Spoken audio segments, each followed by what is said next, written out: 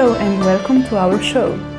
We will speak about dreams and images and also imagination that are somehow a big part of our lives, but however, we forgot to use them consciously. Our guest today is world-leading authority in the field of imagination, visualization, dreams and images. She grew up in England and France. She holds master's degree in art history from the Sorbonne and later earned also the master's degree and PhD in psychology in United States. The path also led her to Israel, where she taught at Hebrew University and the Music and Dance Academy in Jerusalem. Since moving to New York, Dr. Catherine Scheinberg has founded the School of Images, a wisdom school dedicated to the development and practice of dreaming and active imagination. Dr. Catherine Scheinberg, welcome. Thank you. It sounds very interesting to learn about dreams and imagination. So, what is the wisdom behind all this? What really is this part of our life called dreaming? Well, we're dreaming all the time. You're dreaming now.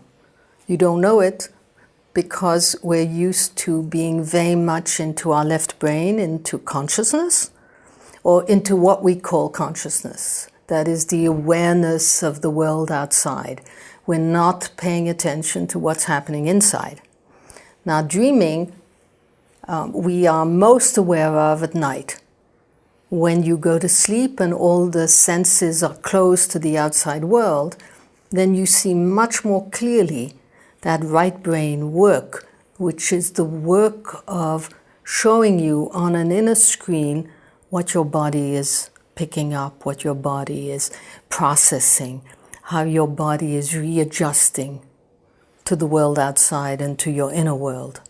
So then you have what we call dreams, but it's happening all the time. Only when you are awake, you are mainly thinking about how you can rush to work, how you can get your kids ready, how you can finish cleaning up the breakfast things on the table. And you are not aware that your body is constantly having a readjustment work. And it appears to us in terms of what we call images. But images are sounds, smells, tastes, sensations, and also images. And images is the most striking of our senses. So it's been called imagery. Okay. Then we have visualization and dreaming, imagination. What is the difference between those three? Well, visualization is very popular. You find it everywhere. People talk about it. And it's a certain level of dialogue, if you want, with the dreaming. It's a surface kind of work in the sense in which it guides you. You're going to do this, and you're going to go down this path, and you're going to turn right, and you're going to see something. This is not only the work that I do. I'll do that for certain issues. But what I work with is imagery or revelation. That is, how to tap into the inner world. Because if I tap into the inner world, or I give you a little jolt, a little unexpected movement, the inner world is going to show you.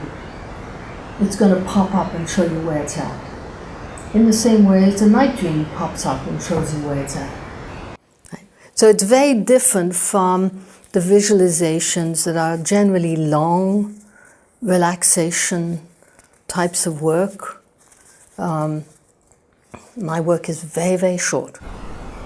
It'll be, I could compare it to a Zen koan. For example, the master says, hear the one hand clapping, and your brain goes, oh, this is not possible. And then something pops up. If your eyes are closed and if you're relaxed, then something will pop up.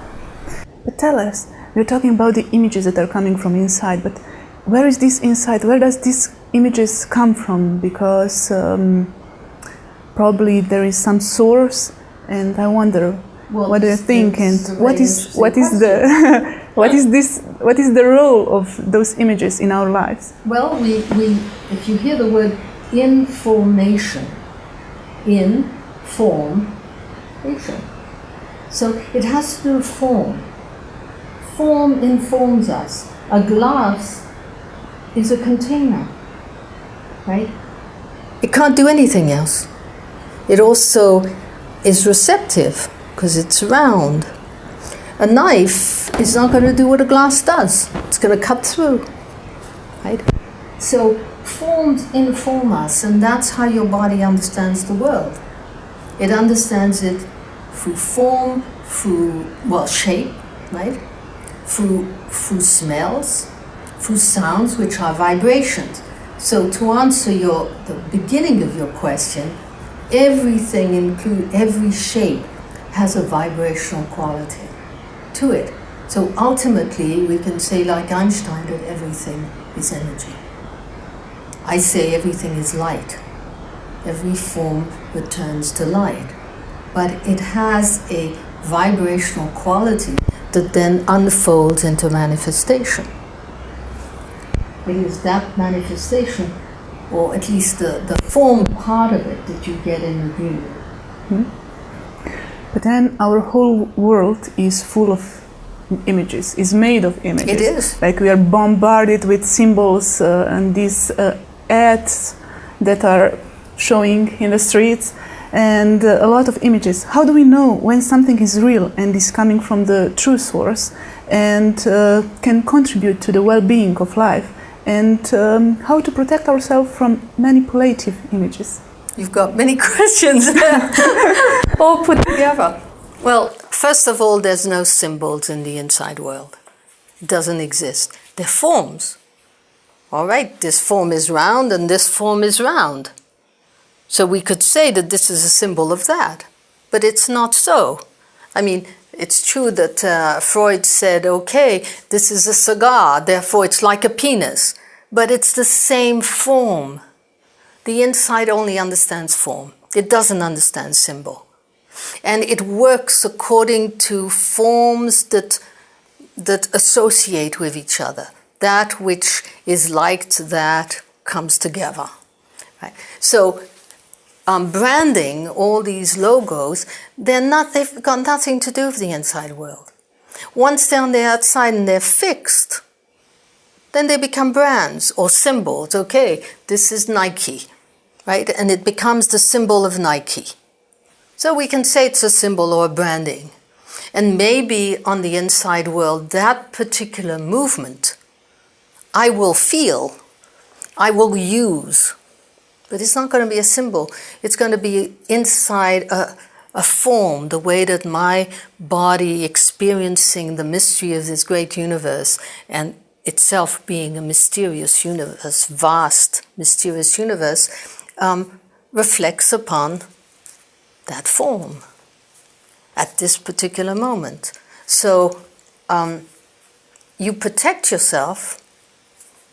The best way to protect yourself is to really become aware of your dreaming, because we're dreaming now. You don't see it, but if you learn to see it, you're going to become much more aware of the effect of outside images. For example, films. People go and look at films, they have no idea that the films can actually affect their insides. And they do. They feel sad, they feel upset, they feel aggressed by the violence.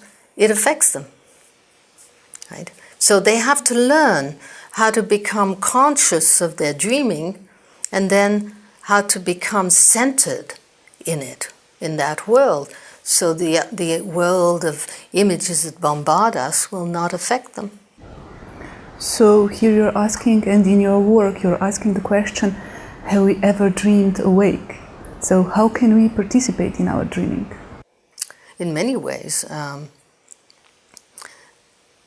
The first thing is you've got to learn to remember your dreams at night. It's the easiest way, because It's possible. Everybody's dreamed, and people are not afraid of that. It's socially correct to have a dream.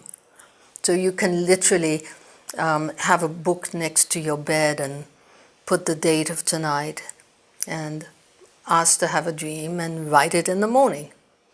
You're beginning to pay attention to the fact that you have dreams.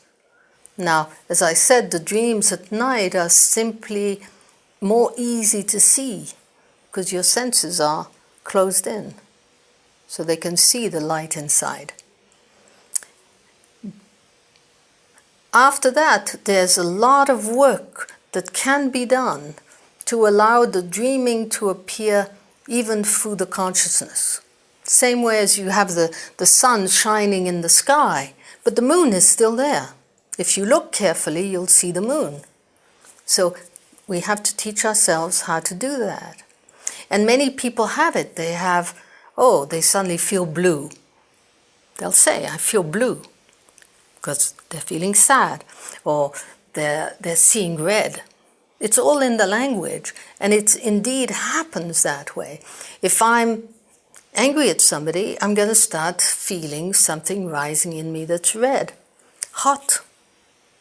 Or if I feel blue, it's wet, but it's there in my body, and I can actually look at it.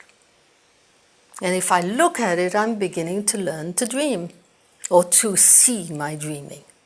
And it'll show me much, much more than what I'm indicating. It'll show me that if I meet you, suddenly I see a great big flower. It'll tell me something about you. But I have to have been aware that I'm doing that. Sounds interesting, yes. Yes. But sometimes dreams are just fantasy, or at least we think so. So how can we distinguish what is true dreaming and can be beneficial, and what is only our fantasy? Well, fantasy is really the conscious mind using our dream material and twisting it to its purpose. So let's say a young girl is having fantasies of a young man appearing to her. Sure, she wants to meet a young man, but then she uses it to her own purpose, which is he'll take care of her and then he'll take her home and, or he'll take her away on a white horse. She's going to be tired by the end of that fantasy. She's going to feel tired. A revelation, a true dream, doesn't tire you. It wakes you up. It makes you younger. It refreshes you. So you can always tell the difference by that. And you see it in all the movies out there. Most of them are fantasies. American movies. The fantasies of the young girl who finds the perfect husband after a lot of turmoil, and then the young man who encounters Superman and is trained and becomes a superhero. It's not that they're completely wrong dreams, right? Is that they often are serving a purpose that is not the purpose of true imagination. So you think the visualization then can be limiting because we are already choosing from the images that we know, and we don't know what we don't know. Right. It'll be limiting because I'll be saying to you, well, walk down the street and turn right. You would want to be able to see what is truly there and how to get things out of the way so that you can see what is truly there. That's revelation. And can we actually use our dreams to clear our own physical, mental, emotional and spiritual Absolutely. bodies? And how can we do this? Well, if you write your dreams down at night and in the morning after having dreamt them at night, you will look at your dream and you will see if it has a necessity. And what I mean by necessity is, for example, you could have a repetitive dream of the toilets are always dirty. What is the necessity of the dirty toilet? What would be the necessity? Probably to something that has to clean. Exactly. So you have to flush Yeah. the toilet and clean the toilet.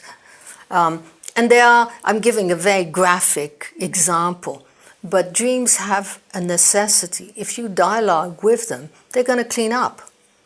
They're going to resolve themselves. Because dreaming is a flow. You have a sudden cut into the flow that's showing you where you are just now. And it may be that you are entangled in a difficult situation. So the dreaming will show you this, and if you respond to it, just by simply repairing the necessity of the dream, it's going to start flowing again. Most of us are fixed in situations. So, what lessons or method can we learn in the School of Images? I teach all of that. Yes. I teach how to switch the brains so that you're conscious of your dreaming at night and you're dreaming in the daytime. I teach how these two brains can truly become harmonious with each other, so that you don't need to be all in your left brain and not at all aware of your feelings, your sensations, the whole cauldron of movement that is inside of you. I teach people to open their dreams, because the dream has a meaning that you can understand.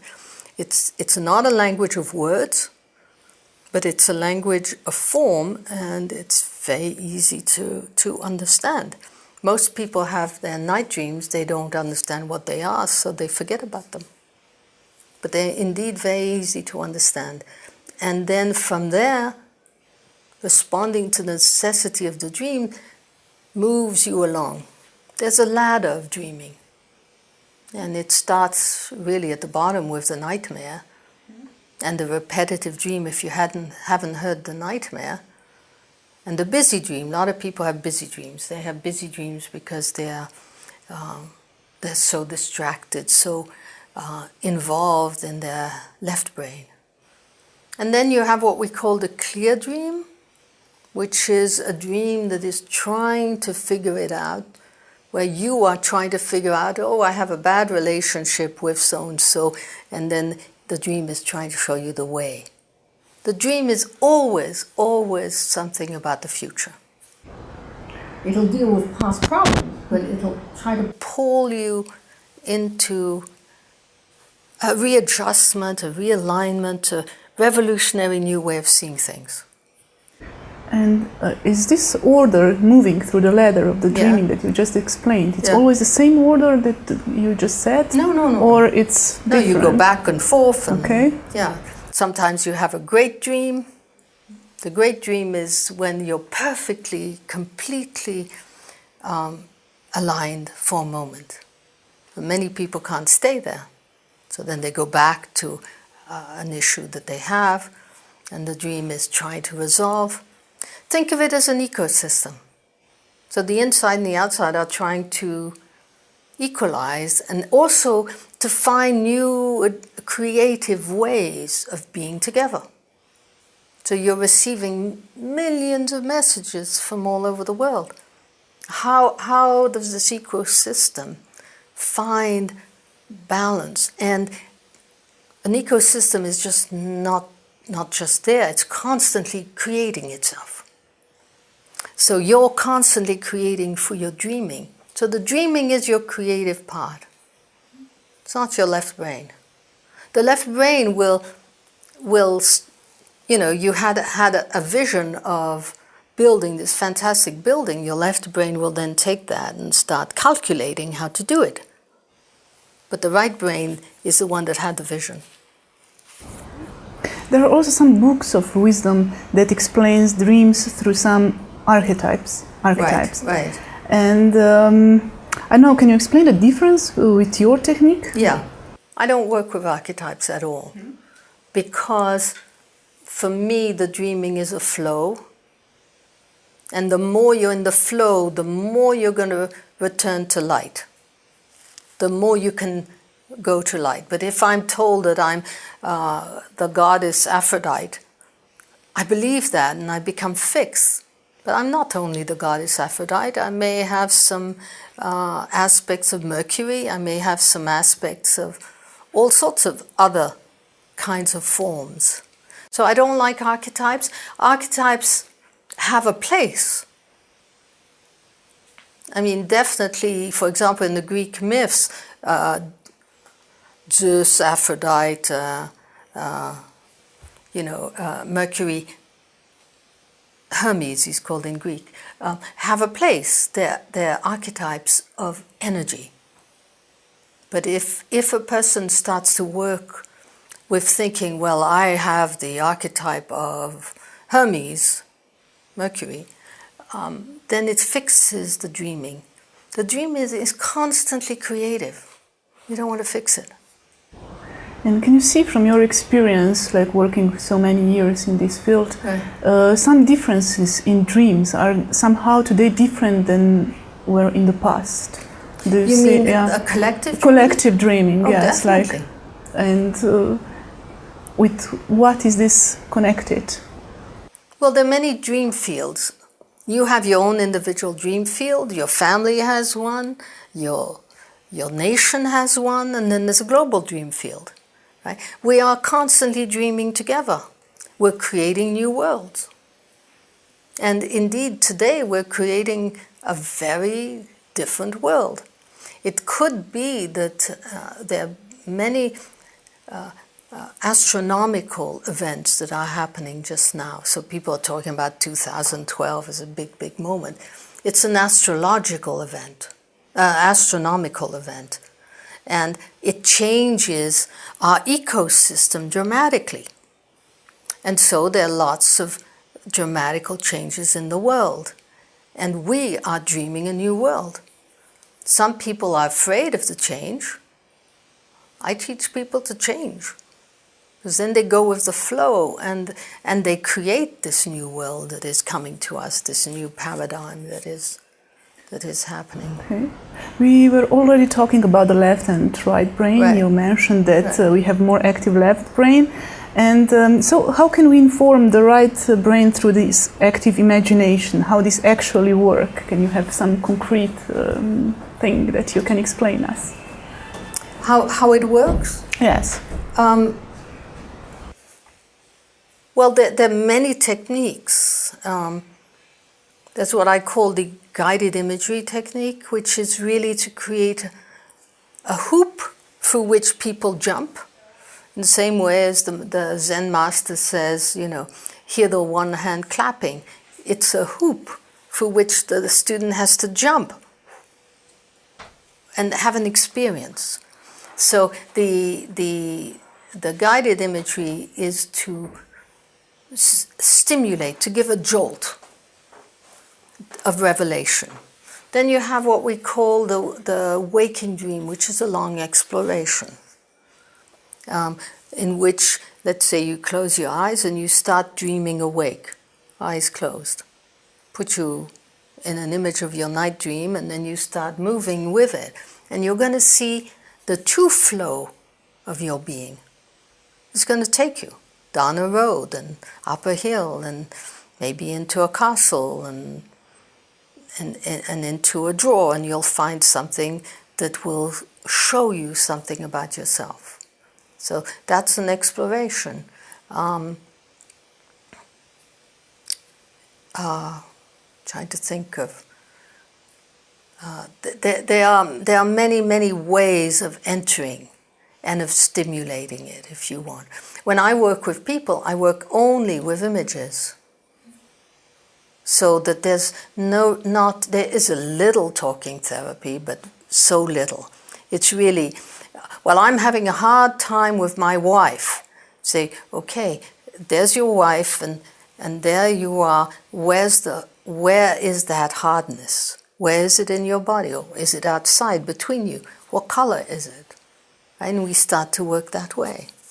So it's all into the dreaming place, because if you think of the left brain, it's huge. We have a huge neocortex, but I would say maybe 85-90% of our being is subconscious. Our body works in a very subconscious way. Right? Can we have access to it? Well, we can. We can have access, let's say, to our heartbeat. We can change it. To our blood pressure. We can affect it. We can change our bodies simply by using its language, which is images. So that's another thing that I help people with. So when people get the access, then the next step is probably to work with these images through insight. And they have the what? First, you help them to have the access to this inner world of images. Yes. Yeah. And after they manage to access their inner world, right. then they have to work with it. Yes. And what is here the technique, or what helps them to work with, or is this just natural process? They respond to its necessity. Let's say that I have a pain in my stomach. I close your eyes, go down, look at it. Oh, it's wet. It's too wet. So what would you like? How would you handle that? Maybe you imagine a sponge pulling out the excess water. You throw it over your left shoulder. It is so simple, and yet it is an art. But you will see people get better. I mean, seriously better. Right. That's great. And also the visionaries. Right. They have the ability to see this image of something that doesn't exist yet. Right. And they somehow also have the ability to put it into reality. Right. And do you consider them dreamy people? Or they're just one following their dreams? No. They are dreamers. Yeah. That is what a dreamer does. Let's say the dreamer has a vision, and the vision begins the whole process of clothing itself and becoming a manifestation. If the dreamer knows truly how to persist and doesn't kill his dream, because most of us kill our dreams.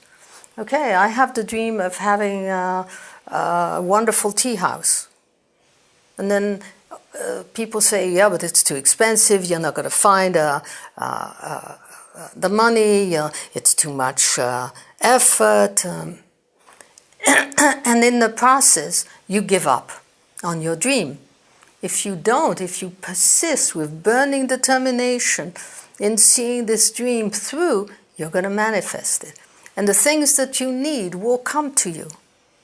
So it's how to bring clothing to your dream. How to it will manifest. It will find its way into the world. And this is a very strange process, but every student who really works on that will see it happen. It's not an effort. See, I thought about 5 years ago I should be out there teaching the world because it was time. And all I did was put that intention out. And that's what I'm doing.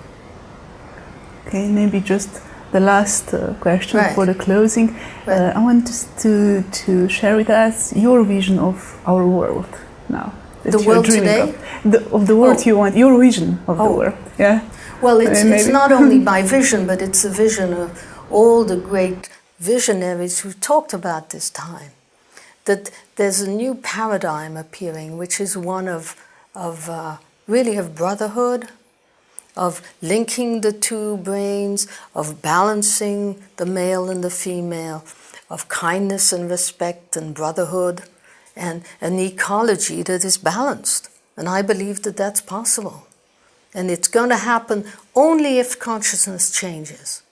Only if we don't think of consciousness only as a left brain, expert type of world, but as a world that also respects the dreaming. And when the two of them come together, we're going to have a totally different reality that we can bring about.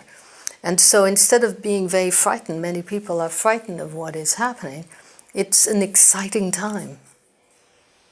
A time really to begin to dream one's dreams and have the burning desire to see them happen, and they will.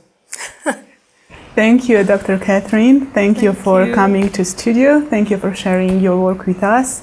I'm wishing you all the best. Thank you very much. I greatly enjoy Slovenia, so I hope to come back. That would be nice. And see your mountains and your sea. That's great, yeah. Thank you all for watching. I am wishing all to follow your dreams and dream the world that you wish to live in. So thank you and goodbye.